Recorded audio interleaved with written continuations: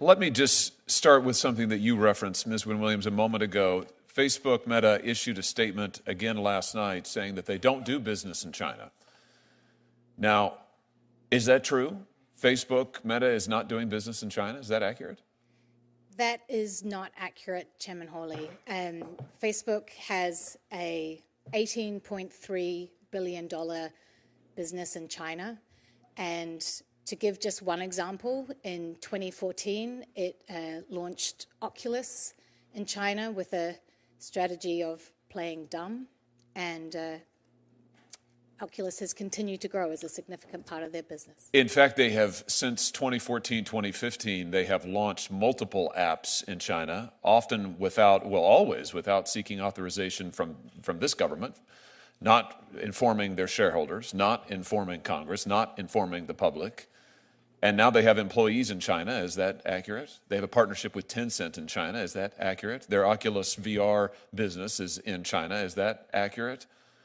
So tell me this, why has Facebook Meta been so obsessed, if I can use that word, with breaking into the Chinese market? What is this all about? It is incredibly valuable for Meta. Monetarily? Absolutely. So we're talking about profit at the end of the day. We are absolutely talking about profit. Profit and power. Let's talk about what Meta has been willing to do for profit and power. You said just a moment ago that Meta's dishonesty started with the betrayal of core American values, and you mentioned that Mark Zuckerberg has pledged himself as a free speech champion.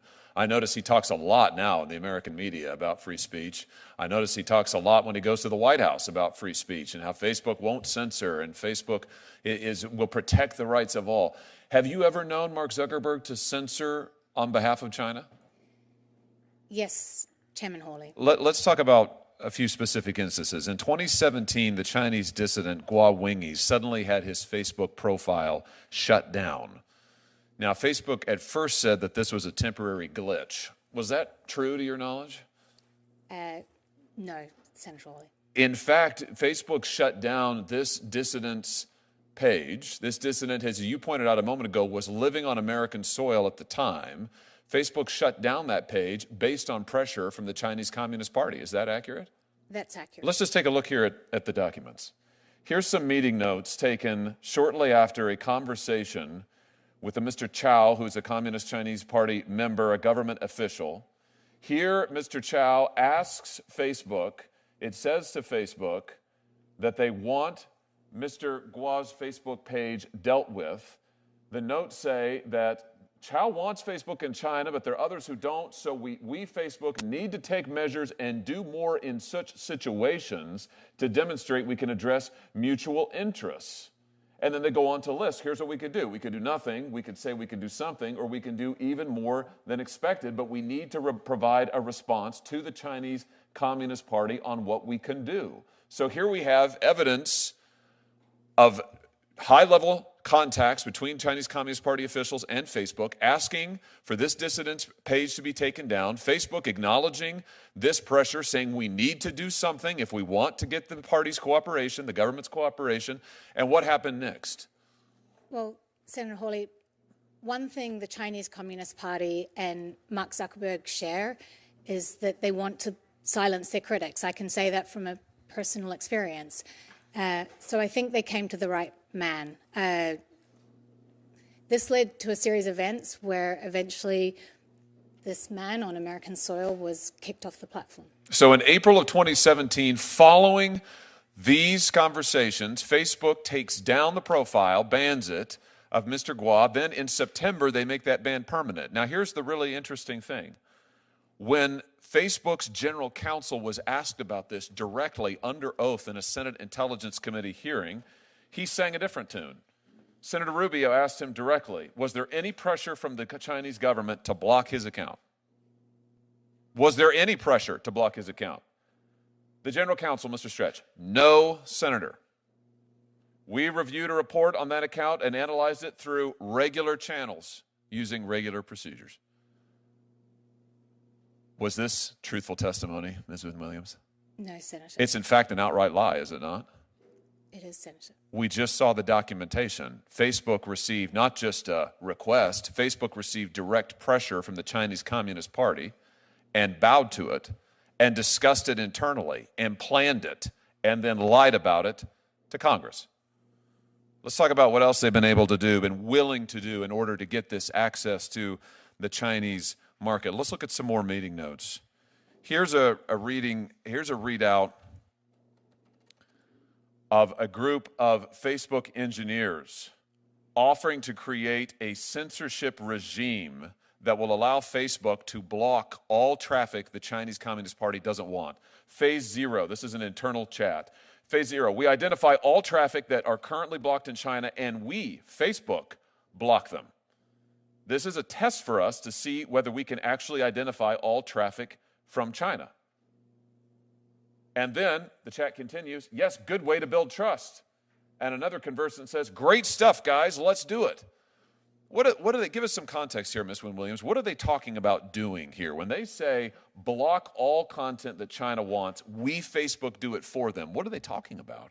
They're talking about activating their censorship tools on behalf of the Chinese Communist Party. So Facebook creates censorship tools that will allow them to assume the burden, if you like, of censorship, where they will do all of the censoring that the Chinese government was doing. Facebook would do it on their behalf. Is that right? That's my understanding. And here you have Facebook employees celebrating it. Good way to build trust. They mean build trust with the Communist Chinese Party, right? Correct, Senator. And great stuff, guys. Let's do it. Meaning they greenlit this and went forward to see if they could make it happen. Is that accurate? That's my understanding, Senator.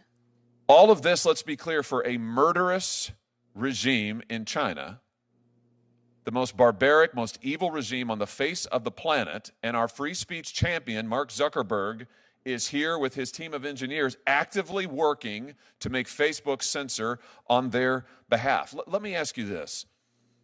What about user data, Ms. Wynne-Williams? Facebook has said publicly many times, we would never compromise user data. It's a red line in the sand. We'd never do that. Never, never, never.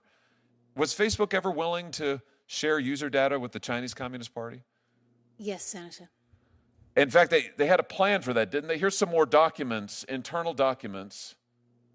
Update, I spoke with the China team yesterday. They flagged a potential complication arising from our negotiations with the Chinese government. I emphasize this is a Facebook document now. These are Facebook executives. In exchange for the ability to do operations in China, Facebook will agree to grant the Chinese government access to Chinese user data. There it is in black and white. Facebook will agree to grant the Chinese government access to Chinese user data, including Hong Kongese user data. And then they talk about they're going to have to get their Hong Kong citizens to re-agree to terms of service so they can slide this right by them. This is extraordinary. Can I just ask you, Ms. Wynne-Williams, was Americans' user data ever compromised? Or they ever planned to compromise American user data in any way? Do you know? One of the challenges with the servicing a market as big as China was the internet infrastructure that would underpin that. So I mentioned the cable that they joined between the US and China, and that would be very helpful. But in servicing this market, but it would still mean that the service would be slow. So they contemplated using POP servers, and POP servers as a technical data server that brings the data closer to the end user. The challenge with POP servers is that you can't segregate data. It would have American data, it would have Chinese user data, and it would be on Chinese soil. So I want to just be clear about this. Here in this document, Facebook is talking about making Chinese user data available to the Chinese government because they're going to store that data in China. Is that correct? Correct. But when you store that data in China, Americans who exchange messages or other information with Chinese Facebook users, that would mean the Chinese government could get access to the American data as well. Is that correct? Through the POP servers, potentially, yes. And Facebook was willing to take that risk? Yes, there was a lot of discussion about this, and ultimately, yes. I mean, this is extraordinary. This is exactly contrary to what Facebook has represented for years. Willing to build data centers, store data in China. They are willing explicitly to give the Chinese government access to it. And if that means that American user data is also compromised, they're willing to do that too. All for profits in China. There was virtually nothing they weren't willing to do. Chairman Grassley,